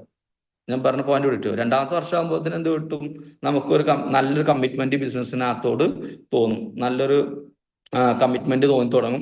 അത് അങ്ങനെ വരുമ്പോൾ നമുക്ക് ഒരുപാട് ആളുകളായിട്ട്, ഈ ബിസിനസ്സിനകത്ത് ഒരുപാട് ആളുകളായിട്ട് നമുക്ക് നല്ല ബന്ധങ്ങൾ ഉണ്ടാവും, ഗുഡ് റിലേഷൻസ് നമുക്ക് ഇതിനകത്ത് ഉണ്ടാവും. അപ്പോൾ നമ്മുടെ കമ്മ്യൂണിക്കേഷൻ പ്രോപ്പർ ആയാൽ മാത്രമേ എന്ത് നടക്കുകയുള്ളൂ. ഞാൻ ഫസ്റ്റ് എന്താ പറഞ്ഞത്, കമ്മ്യൂണിക്കേഷൻ എന്ന് പറഞ്ഞില്ലേ, ആളുകളോടുള്ള സംസാരം നന്നായാലേ എന്ത് നടക്കുകയുള്ളൂ, നല്ല ബന്ധങ്ങൾ ഉണ്ടാവുള്ളൂ. നല്ല ബന്ധങ്ങൾ ഉണ്ടെങ്കിൽ നമുക്ക് എന്ത് നടക്കുകയുള്ളൂ, ഞാൻ നേരത്തെ പറഞ്ഞ കമ്മിറ്റ്മെന്റ് നമ്മളോടും കമ്പനിയോടും നമുക്കും നമ്മുടെ ടീം അംഗങ്ങൾക്കും ഉണ്ടാവുള്ളൂ. അപ്പൊ നമുക്കും നമ്മുടെ ടീം അംഗങ്ങൾക്കും ഈ കമ്മിറ്റ്മെന്റ് കമ്പനിയോടും ബിസിനസ്സിനോടൊക്കെ വേണമെങ്കിൽ ആദ്യം നമ്മൾ എന്തായിരിക്കണം, നല്ല സംസാര രീതിയിലുള്ള ഒരാളായിട്ട് ഇതിനകത്ത് മാറണം. ഇതിനകത്ത് വരുന്നവരെ ഞാൻ ഇങ്ങനൊന്നും സംസാരിക്കുന്ന ആളല്ല, മറിച്ച് ഞാൻ ഇങ്ങനെയൊക്കെ സംസാരിക്കാൻ തുടങ്ങിയതിന് ശേഷമാണ് കുറെ ആളുകൾ എന്നെ കേൾക്കാൻ തുടങ്ങിയത്. ഞാൻ പറയുന്ന കാര്യങ്ങൾ കേൾക്കാൻ തുടങ്ങിയപ്പോഴാണ് അവരുമായിട്ട് എനിക്കൊരു ബന്ധം നിലനിർത്താൻ പറ്റിയത്. ആ ബന്ധമാണ് അവർക്കും എനിക്കും ഈ ബിസിനസ്സിന് കൂടെ നിൽക്കാനുള്ള ആ ഒരു ബോണ്ട് കിട്ടിയത്. ഞാൻ പറഞ്ഞ പോയിന്റ് അതുപോലെ തന്നെ എടുക്കണം, റോങ് ആയിട്ട് എടുക്കരുത്. അപ്പോൾ ഇത് ഈ കമ്മ്യൂണിക്കേഷൻ ബെറ്റർ ആക്കി എടുക്കുന്നത് പലപ്പോഴും ഞാൻ കണ്ടിട്ടുണ്ട്. എൻ്റെ ടീമിനകത്ത് പല ആളുകളും ചിലപ്പോൾ ബിസിനസ് വരുമ്പോൾ 4 ആളോട് സംസാരിക്കാൻ പോലും അറിയാത്ത ആൾക്കാരാണ്. പക്ഷെ അവരൊന്ന് സംസാരിക്കുന്ന കേട്ട് കഴിഞ്ഞിട്ടുണ്ടെങ്കിൽ വല്ല ഗവൺമെന്റ് ഉദ്യോഗസ്ഥരെക്കാളും അടിപൊളിയായിട്ട് എന്ത് ചെയ്യും, അവർ കാര്യങ്ങൾ കൈകാര്യം ചെയ്യുന്നതാണ്. ഇതൊക്കെ എവിടുന്ന് വന്ന് ചിലപ്പോൾ നോക്കി കഴിഞ്ഞിട്ടുണ്ടെങ്കിൽ എൻ്റെ ടീമിലൊക്കെ ഒരു രാധാമേടൊക്കെ ഉണ്ട്, എഴുതാനും വായിക്കാനും പോലും അറിയില്ല. എഴുതാനും വായിക്കാനും പോലും, പക്ഷെ ഇവരൊക്കെ കവചപ്രാശിനെ കുറിച്ചൊക്കെ പറയുന്നത് കേട്ട് കഴിഞ്ഞിട്ടുണ്ടെങ്കിൽ നമ്മൾ വിചാരിക്കും ഇവർ വല്ല ഡോക്ടറാണെന്ന്. അപ്പൊ ഈ രീതിയിലൊക്കെ ഇത് സംസാരിക്കുന്ന കാര്യങ്ങളൊക്കെ വരും. ഇത് നിരന്തരമായി ട്രെയിനിങ്ങുകളും മീറ്റിങ്ങുകളും അറ്റൻഡ് ചെയ്ത് അവർക്ക് വന്ന മാറ്റമാണ്. അപ്പൊ ഈ മാറ്റത്തിലോട്ട് എത്തുന്ന സമയം അപ്പൊ എവിടെ ശ്രദ്ധിക്കേണ്ടത്, വളരുന്നില്ലേ, ബിസിനസ് ഡെവലപ്പ് ആവുന്നില്ലേ എന്ന് നോക്കണ സമയത്ത് ഞാൻ ഈ പറഞ്ഞ കാര്യങ്ങളൊക്കെ ഇതിനകത്ത് ഉണ്ടോ നോക്കണം കേട്ടോ. നമുക്കുണ്ടോ, ടീം അംഗങ്ങൾക്കും ഉണ്ടോ. ഞാൻ പറയുന്നത്, ഞാൻ ഈ പറയുന്ന പോയിന്റുകളൊക്കെ ആർക്കുണ്ടോ നോക്കേണ്ടത്, നിങ്ങൾക്കുണ്ടോ, ടീം അംഗങ്ങൾക്കുണ്ടോ. അപ്പൊ നമുക്ക് നല്ല കമ്മ്യൂണിക്കേഷൻ സ്കില്ല് ഉണ്ടോ നോക്കുക. നമ്മൾ ആളോട് സംസാരിക്കുന്നൊക്കെ അടിപൊളിയാണോ, നമ്മുടെ കൂടെ ആൾക്കാർക്ക് നിൽക്കാൻ പറ്റുന്നുണ്ടോ, നമ്മളായിട്ട് ആൾക്കാർക്ക് നല്ല ബന്ധം ഇതാക്കാൻ പറ്റുന്നുണ്ടോ. അപ്പൊ എവിടോ എന്താണ് ഇത് നടക്കാത്ത നോക്കി കഴിഞ്ഞാൽ അപ്പൊ തോന്നണം എന്തോ ഒരു കുറവ് എവിടോ ഉണ്ടല്ലോ, ആ കുറവൊന്ന് നികത്തണം. അങ്ങനെ ചിന്തിക്കുന്നുണ്ട്. അപ്പൊ നമ്മുടെ കമ്മ്യൂണിക്കേഷൻ കാര്യങ്ങളൊക്കെ ഒന്ന് അടിപൊളിയാക്കി എടുക്കുക, നല്ല ബന്ധങ്ങൾ ഉണ്ടാക്കുക. അപ്പോൾ ആളുകൾക്ക് കമ്മിറ്റ്മെന്റ് വരും, നമ്മുടെ കൂടെ അവർ നിൽക്കും. 3ാമത്തെ കാര്യമാണ് ചൂസ് റൈറ്റ് പേഴ്സൺ. നമ്മൾ വളരണമെങ്കിൽ നമ്മളെക്കാളും കഴിവുള്ള ആളുകൾ ടീമിനകത്ത് വരണം എന്ന് ഞാൻ പറഞ്ഞു. അത് എല്ലാ ലീഡേഴ്സും പറയുന്ന കാര്യമാണ്. അങ്ങനെങ്കിൽ അതാരാണ് എന്ന് തിരിച്ചറിയാനും ആ ആളെ സെലക്ട് ചെയ്യാൻ ആരെ കൊണ്ട് പറ്റണം? നമ്മളെ കൊണ്ട് വരണം. ഇപ്പൊ DTC ഇരിക്കുന്ന ഒരാള്, അല്ലെങ്കിൽ ഇപ്പൊ TC ഇരിക്കുന്ന ഒരാള് ആരായിരിക്കണം നിങ്ങളുടെ DTC എന്നുള്ളത് തീരുമാനിച്ച് അവരുടെ പിന്നാലെ ഇറങ്ങി നിന്ന് പ്രവർത്തിക്കുമ്പോഴാണ് ആ ഒരു വ്യക്തി എന്താവുന്നത്? DTC ആവുന്നു, നിങ്ങൾ STC ആവുന്നു. അപ്പൊ ഇവരെ സെലക്ട് ചെയ്യാൻ പറ്റാത്തോടത്തോളം കാലം നമ്മൾ എന്ത് ചെയ്യും? എല്ലായിടത്തേക്കും കിടന്ന് ഇങ്ങനെ ഓടിക്കൊണ്ടേ ഇരിക്കും. അപ്പോ കുറെ സ്ഥലത്തേക്ക് നമ്മൾ കുറെ ആളുകളെ പിന്നാലെ കിടന്ന് ഓടുന്ന സമയത്ത് നമുക്ക് ഇതിനിടന്ന് ആരാണ് നമ്മുടെ ലീഡർ എന്നുള്ളത് എന്ത് ചെയ്യണം? സെലക്ട് ചെയ്യാനായിട്ട് പറ്റണം. അങ്ങനെ നമ്മൾ സെലക്ട് ചെയ്തുകൊണ്ടാണ് നമ്മൾ ഇന്ന് മീറ്റിംഗിൽ ഇരിക്കുന്നത്. ഇവിടെ കിട്ടിയ ഇത് നിങ്ങളെ പല ആൾക്കാരും ഇതിനകത്ത് അങ്ങനെ സെലക്ട് ചെയ്ത് വെച്ചുകൊണ്ടാണ് നിങ്ങൾ എന്ത് ചെയ്തിട്ടുള്ളത്? ഇന്ന് മീറ്റിംഗ് നിങ്ങൾക്ക് പറയാൻ പറ്റുമോ ഈ മീറ്റിംഗിൽ ID അടിച്ച കംപ്ലീറ്റ് ആൾക്കാരും, ഇപ്പൊ ഈ ഒരു ടീമിനകത്ത് ID അടിച്ച കംപ്ലീറ്റ് ആൾക്കാർ ഇതിനകത്ത് ഉണ്ടെന്ന്? അങ്ങനെ ഉണ്ടായിരുന്നെങ്കിൽ ഇവിടെ 5000, 6000, 10000, 50000 ആൾക്കാരൊക്കെ ചിലപ്പോൾ എന്തുണ്ടാവും? ഇതിനകത്ത് കയറിയിട്ടുണ്ടാവും. എന്തുകൊണ്ടാണ് നിങ്ങൾ ഒരു 400ഓളം ആളുകൾ മാത്രം ഈ ബിസിനസ്സിൽ ഇന്ന് ഈ ഒരു മീറ്റിംഗ് അറ്റൻഡ് ചെയ്തെന്ന് വെച്ച് കഴിഞ്ഞിട്ടുണ്ടെങ്കിൽ പല ലീഡേഴ്സിന് ഫോക്കസ് നമ്മളിലേക്ക് എത്തിയോണ്ടും നമ്മളെ അവർ സെലക്ട് ചെയ്തുകൊണ്ടാണ് ഇവിടെ ഇരിക്കുന്നത്. അങ്ങനെയെങ്കിൽ ഇതിനകത്ത് നമ്മൾ ചെയ്യേണ്ട കാര്യം എന്താ? നമ്മൾ ഇതുപോലെ പല ആൾക്കാരെ സെലക്ട് ചെയ്ത് മീറ്റിങ്ങിലോട്ടും പ്രോഗ്രാമിലോട്ടും നിരന്തരം എത്തിച്ചുകൊണ്ടിരിക്കണം. അടുത്ത കാര്യം സെയിൽസിൽ ഇവാലുവേഷൻ. എത്ര ബിസിനസ് വരുന്നു, എത്ര പോകുന്നു എന്നുള്ളതിനെ കുറിച്ച് ഒരു കണക്കെടുപ്പ് ആർക്കുണ്ടായിരിക്കണം? നമുക്കുണ്ടായിരിക്കണം. ഇത് നമ്മൾ മാത്രമൊന്നുമല്ല, എല്ലാ കച്ചവടക്കാരും ചെയ്യുന്ന പണിയാണ്. എത്രയാണ് ബിസിനസ് വരുന്നത്, എത്ര പോകുന്നത്, ഇതൊക്കെ എന്തിനും ഒന്ന് ഇവാലുവേറ്റ് ചെയ്യാൻ നമ്മൾ തയ്യാറാവണം. പിന്നെ റാങ്ക് അപ്ഗ്രേഡേഷൻ, പുതിയ പുതിയ റാങ്കിലോട്ട് ഇങ്ങനെ മാറിക്കൊണ്ടേ ഇരിക്കണം. ഇതൊക്കെ നന്നായി കഴിഞ്ഞത് ഓട്ടോമാറ്റിക് നടക്കും. അത് ശരിക്കും 3-ാമത്തെ 4-ാമത്തെ വർഷമൊക്കെ നടക്കുന്ന പരിപാടിയാണ്. 3-ഉം 4-ലൊക്കെ എന്ത് നടക്കും? പട എന്നിങ്ങനെ മാറിക്കൊണ്ടിരിക്കും. DTC-ന്ന് ZTC-ലോട്ട്, ZTC-ന്ന് STC-ലോട്ട്. അപ്പൊ തന്നെ ചിലപ്പോൾ നമ്മൾ തന്നെ വിചാരിക്കും ആദ്യത്തെ ഒരു വർഷം എന്താ പ്രശ്നം ഉണ്ടായത്? ഞാൻ പറയാൻ കാരണം എത്രയാണ്, ഞാൻ 1.5 വർഷം വേണ്ടി വന്ന് ബിസിനസ് വരാൻ, പിന്നെ 1.5 വർഷം വേണ്ടി വന്ന് എന്ത് ചെയ്യാൻ? ഈ ബിസിനസ്സിൽ ടീം കോർഡിനേറ്റർ ആവാൻ. കേക്കോട്ടോ, ആദ്യ തുടക്ക സമയത്തിരിക്കുന്ന ആൾക്കാർ ഫസ്റ്റത്തെ ചാടി എടുക്കാൻ നമുക്ക് പണിയുള്ളൂ. 1.5 വർഷം വേണ്ടി വന്നു ഞാൻ ടീം കോർഡിനേറ്റർ ആവാൻ. ഈ ടീം കോർഡിനേറ്റർ വന്ന എത്ര ബിസിനസ്സോടെ മാച്ചിങ്ങാ? 2.5 ലക്ഷം മാച്ചിങ് ആണ് അല്ലേ? ഇന്ന് ഞാൻ ഇരിക്കുന്ന ഏകദേശം 2.5 ലക്ഷം മാച്ചിങ്ങിന് നേരെ 2.5 കോടി മാച്ചിങ്ങിലാണ്. അപ്പൊ ഈ 2.5 കോടി മാച്ചിങ്ങിൽ ഇരിക്കുന്ന സമയത്ത് ആകെ 6 വർഷമായിട്ടുള്ള ഈ പണി തുടങ്ങിയിട്ട് അതിൽ 1.5 വർഷം കൊണ്ട് ആയത് ആകെ എന്താണ്? ടീം കോർഡിനേറ്റർ ആണ് അല്ലേ? അവിടുന്ന് അപ്പുറത്തോട്ട് പിന്നെ എത്ര ഉണ്ട്? ഒരു 4.5 വർഷം ഉണ്ട്. ബാക്കി 4.5 വർഷം കൊണ്ട് 2.5 കോടി മാച്ചിലോട്ട് മാറി. അപ്പൊ ശരിക്കും ഇതൊരു വലിയ ഡിഫറൻസ് ഇല്ലേ? ആ കോടികളുടെ ഡിഫറൻസ് വന്നത് ശരിക്കും എവിടുന്നാണ്? ആദ്യത്തെ 1.5 വർഷം വേണ്ടി വന്നത് എന്തിനൊക്കെ ആയിരുന്നു? ഞാൻ പ്രസന്റേഷൻ പഠിച്ചില്ലായിരുന്നു, ഞാൻ സെയിൽസ് ക്ലോസിങ് എങ്ങനെയെന്ന് അറിയില്ലായിരുന്നു, എനിക്ക് റീറ്റെയിൽ ചെയ്യാൻ അറിയില്ലായിരുന്നു. ഈ 3 കാര്യങ്ങൾ ഞാൻ പഠിച്ചു. പിന്നെന്താ? നല്ല കമ്മ്യൂണിക്കേഷൻ സ്കില്ല് ഞാൻ പഠിച്ചു. ആളുകളുമായിട്ട് ബന്ധം നല്ല രീതിയിൽ എങ്ങനെ കൊണ്ടുനടക്കണം ഈ ബിസിനസ്സിൽ, അത് കൊണ്ടുനടന്നിട്ട് ആൾക്കാർ വന്ന പോലെ തന്നെ തിരിച്ചു പോകും. അപ്പോ അതൊക്കെ പഠിച്ച് വന്നപ്പോഴത്തേനാണ് ഇത്. അപ്പൊ തുടക്ക സമയത്ത് നിങ്ങൾ ഇത് കയറുന്നില്ലല്ലോ, പോകുന്നില്ലല്ലോ എന്ന് അല്ല ചിന്തിക്കണം. മറിച്ച് നമ്മൾക്ക് എന്തൊക്കെ മാറ്റങ്ങൾ വരുന്നു, നമുക്ക് എന്തൊക്കെ മാറ്റങ്ങൾ വരുത്താനുണ്ട്, ഇതിനെക്കുറിച്ച് ആലോചിച്ച് എന്ത് ചെയ്യണം? ഒരു ബിസിനസ്സുകാരനെ പോലെ അല്ലെങ്കിൽ ബിസിനസ്സുകാരിയെ പോലെ ചിന്തിക്കണം. അങ്ങനെ ചിന്തിക്കാൻ നിങ്ങളെ കൊണ്ട് പറ്റിക്കഴിഞ്ഞാൽ ഇതൊക്കെ സിമ്പിളായിട്ട് നടക്കും. പിന്നെ അപ്പുറത്തോട്ട് അപ്പൊ അതുകൊണ്ടാണ് പറഞ്ഞത് ആദ്യത്തെ 1.5 വർഷം കൊണ്ട് നടക്കാതെ പിന്നെ അടുത്ത 3-4 വർഷം കൊണ്ട് എന്തായി? 2.5 കോടി മാച്ചിങ്ങിലോട്ട് നമുക്ക് എത്താനായിട്ട് പറ്റി എന്നുള്ളതാ. അപ്പൊ അത് വന്നത് അതിന്റെ 3rd ഫേസ് ആണ്. ഈ 4-ാമത്തെ ഒരു ഫേസ് ഉണ്ട് ഇതിന്. 4-ാമത്തെ ഫേസ് എന്ന് പറഞ്ഞിട്ടുണ്ടെങ്കിൽ ലിക്വിഡ് അസറ്റ്. നല്ലോണം പൈസ ഇങ്ങനെ കിട്ടിക്കൊണ്ടേയിരിക്കും. അതാണ് ലിക്വിഡ് അസറ്റ്. അത് കഴിഞ്ഞിട്ട് പിന്നെ എന്താ? Long term asset. നമുക്ക് കുറെ പറമ്പുകൾ മേടിക്കാനും മറ്റു സാധനങ്ങൾ മേടിക്കാനൊക്കെ ഇത് കൂടെ പറ്റും. പിന്നെന്താ? Return asset. നമ്മൾ വല്ല ബിൽഡിംഗ് ഒക്കെ ഉണ്ടാക്കിയിട്ട് അതുപോലെ ഇപ്പൊ നമ്മൾ പറയുന്നില്ല വാടക മേടിക്കുന്നു, അല്ലെങ്കിൽ പല പല ഷോപ്പുകൾ, ഇങ്ങനെ റിട്ടേൺ അസറ്റ്. ഈ അസറ്റ് മൊത്തം ക്രിയേറ്റ് ചെയ്യുന്നപ്പോഴാണ് 4-ാമത്തെ ഫേസിലാണ്. ഈ 3 കഴിഞ്ഞ് കഴിയുമ്പോഴത്തേന് നല്ല ഞാൻ പറഞ്ഞില്ല ഫസ്റ്റ് 3-ാമത്തെ ഫേസിൽ ഞാൻ പറഞ്ഞത് ചൂസ് റൈറ്റ് പേഴ്സൺസ് ഒക്കെ. ആ ആളുകളൊക്കെ NTC-യിലും CTC-യിലും ഒക്കെ എത്തുന്ന സമയത്ത് നിങ്ങൾ ആ റൈറ്റ് പേഴ്സണെ സെലക്ട് ചെയ്ത ആളുകൾ NTC-യിലും CTC-യിലും ഒക്കെ എത്തുന്ന സമയത്തൊക്കെ നമുക്ക് എന്ത് ചെയ്യാൻ പറ്റും? നല്ല രീതിയിൽ അസറ്റ് ക്രിയേറ്റ് ചെയ്യാൻ പറ്റും. ഒരുപാട് ലിക്വിഡ് അസറ്റ് നമുക്ക് കിട്ടും. പൈസ ആയിട്ട് കുറെ നമ്മളെ കയ്യിലുണ്ടാവും, പറമ്പുകളായിട്ടും കാര്യങ്ങളായിട്ടൊക്കെ നമുക്ക് കിട്ടും. അതുപോലെ തന്നെ നല്ല റിട്ടേൺ അസറ്റ്, വീണ്ടും വീണ്ടും വരുമാനം തരുന്ന ഒരുപാട് അസറ്റുകൾ നമുക്ക് ക്രിയേറ്റ് ചെയ്യാൻ പറ്റും. പക്ഷെ ഈ അസറ്റ് ഒക്കെ കിട്ടണമെങ്കിൽ ഞാൻ നേരത്തെ പറഞ്ഞ സ്ഥലങ്ങളോടൊക്കെ കടന്ന് പോകണം. ഇവിടെ എവിടെയാണോ നമ്മൾക്ക് എത്താൻ പറ്റാത്തത് ആ സ്ഥലം ഫുൾഫിൽ ചെയ്യാന്നുള്ള പണി. ഇനി ഇതൊക്കെ കേട്ടിട്ട് എന്ത് ചെയ്യരുത്? ദൈവമേ ഇത്രയും പണിയൊക്കെ ഉണ്ടോ ഇതിനകത്ത് നിന്ന്? അങ്ങനെയല്ല ചിന്തിക്കേണ്ടത്. ഇത് വരുന്ന സമയത്ത് നമ്മൾ പഠിച്ചു വരുന്ന കാര്യങ്ങളാണ്. നിങ്ങൾ ഇതിനകത്ത് ഉണ്ടായാൽ മതി. ഇതിനകത്ത് ഉണ്ടായി കഴിഞ്ഞാൽ ഇങ്ങനെ ഈ പോണ പോകുന്നത് ഇതൊക്കെ നടക്കുന്നുണ്ട്, നമ്മൾ പോലും അറിയാണ്ട് നടക്കും. നമ്മൾ ഇതിനകത്ത് നിന്ന് കൊടുത്താൽ മതി. നമ്മൾ നിന്ന് കൊടുക്കുമ്പോൾ ഓട്ടോമാറ്റിക്കലി നമ്മൾ ഇതിന്റെ പ്രവർത്തനങ്ങൾ പോകുമ്പോൾ നമ്മൾ പോലും അറിയാണ്ട് എന്ത് ചെയ്യും, ഇതൊക്കെ നമുക്ക് സ്വായത്തമായിട്ട് മാറും. അതാ ഞാൻ നേരത്തെ പറഞ്ഞത്, ഒന്നും എഴുതാനും വായിക്കാനും അറിയാത്ത ആളുകൾ പോലും ഇന്ന് നല്ല രീതിയിൽ ബിസിനസ് പ്രസന്റ് ചെയ്യുകയും പ്രൊഡക്റ്റ് വിൽക്കുകയും ചെയ്യുന്നു. അവർ ഇതിനു വേണ്ടി കഷ്ടപ്പെട്ട് പഠിച്ചിട്ടൊന്നുമല്ല, ഇതിനെ കൂടെ ഇങ്ങനെ നിന്ന് പോയപ്പോൾ കാലം അവരങ്ങനെ മാറ്റി. അപ്പോ അത് എത്രയും ഫാസ്റ്റ് ആക്കി മാറ്റുക എന്നുള്ളത് മാത്രമേ നമുക്ക് ചെയ്യാനുള്ളൂ. എത്രയും ഫാസ്റ്റ് ആക്കിയിട്ട് മാറ്റുക എന്നുള്ളത്. അപ്പൊ ITC നിങ്ങൾക്ക് 10 വർഷം കൊണ്ടാവാം, ഈ വേണമെങ്കിൽ 6 വർഷം കൊണ്ട് 7 വർഷം കൊണ്ടൊക്കെ ആവാം, 5 വർഷം കൊണ്ടാവാം, 4 വർഷം കൊണ്ടാവാം. ഇനി ഈ പറഞ്ഞ ഞാൻ 4 വർഷം കൊണ്ടാണ്, അല്ലെങ്കിൽ ഈ പറയുന്ന വർഷം കൊണ്ടാണ് NTC ആയെങ്കിൽ അതിലൊന്നും വലിയ കാര്യമൊന്നുമില്ല. നിങ്ങൾക്ക് വേണമെങ്കിൽ 2 വർഷം കൊണ്ടാവാം. ആർക്ക് കഴിവുണ്ടായാൽ മതി, നിങ്ങൾക്ക് കഴിവുണ്ടായി.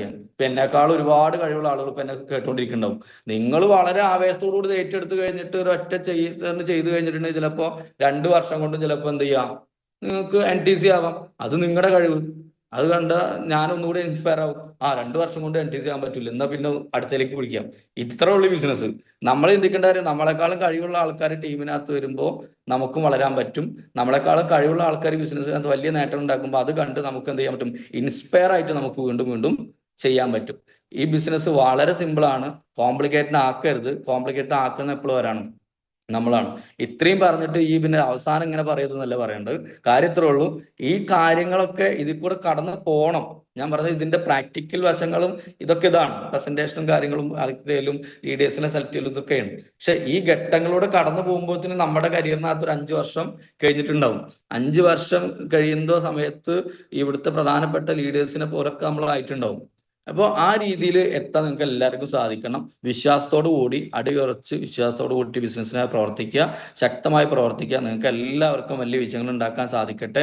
ഏതെങ്കിലുമൊക്കെ ഇനി അടുത്ത പ്രോഗ്രാമുകളിലൊക്കെ നിങ്ങളെ കാണാന്നുള്ള വിശ്വാസത്തോടു കൂടി ഒരിക്കൽ കൂടി ഇന്ന് ഈ മീറ്റിംഗിലേക്ക് എന്നെ ക്ഷണിച്ച നഫീസത്ത് മാഡത്തിന് ഒരു കൂടി ഹൃദ്യമായിട്ടുള്ള നന്ദി അറിയിച്ചുകൊണ്ട്, ഇത്രയും നേരം എന്നെ കേട്ട് ശ്രവിച്ച് സഹിച്ച് ഇരുന്ന് നിങ്ങൾക്ക് എല്ലാവർക്കും നന്ദി പറഞ്ഞുകൊണ്ട് ഞാൻ എൻ്റെ വാക്കുകൾ നിർത്തുകയാണ്. Wish you all the best. Jai my life style.